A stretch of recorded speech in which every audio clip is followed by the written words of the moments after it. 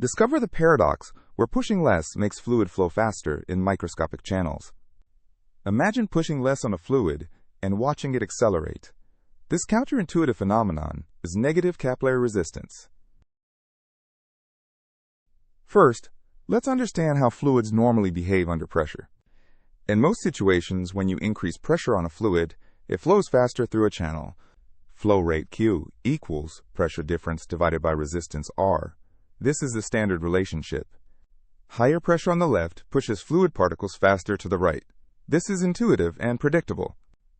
The resistance is always positive, meaning the system opposes the flow and requires continuous pressure. But under special conditions, something strange happens in tiny channels. In microscale channels, scientists observe that reducing pressure sometimes makes the fluid flow faster. This means the derivative of flow with respect to pressure is negative. Less pressure, more flow. With lower pressure, the flow mysteriously accelerates. The fluid seems to propel itself forward. The key to this mystery lies in surface tension differences along the fluid interface. Think of surface tension as an invisible elastic membrane at the liquid surface that can pull or push. Different parts of the fluid surface can have different surface tensions due to temperature or concentration changes.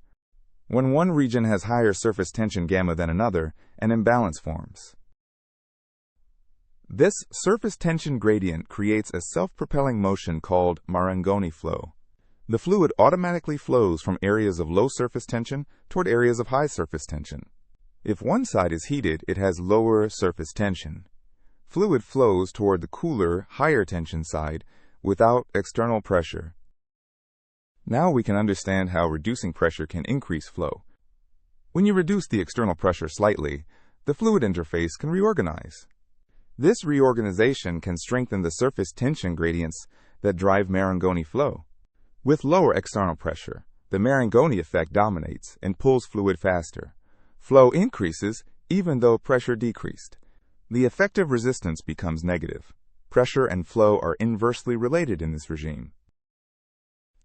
This isn't just theory. It appears in heated microcapillary experiments. In lab experiments, heating a microchannel creates temperature gradients that produce negative resistance. A heated droplet in a capillary can spontaneously accelerate forward due to surface tension gradients, even with decreasing pressure. A beautiful, everyday example is the tears of wine phenomenon. In a wine glass, alcohol evaporates faster than water at the liquid edge, creating a surface tension gradient. The liquid climbs up the glass wall against gravity, forming teardrops that roll back down. It's driven by Marangoni flow. Understanding negative capillary resistance has profound implications.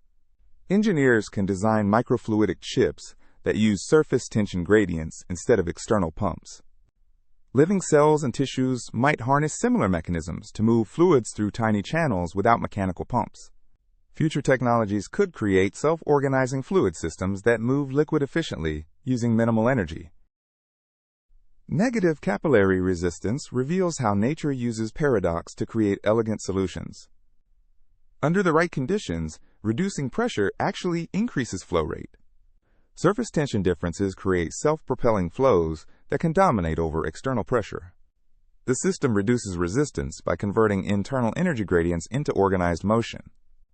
It's a beautiful example of self-organization.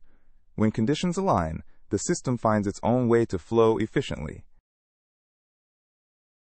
This reminds us that nature often thrives on paradox, revealing deeper harmony between energy, structure, and motion.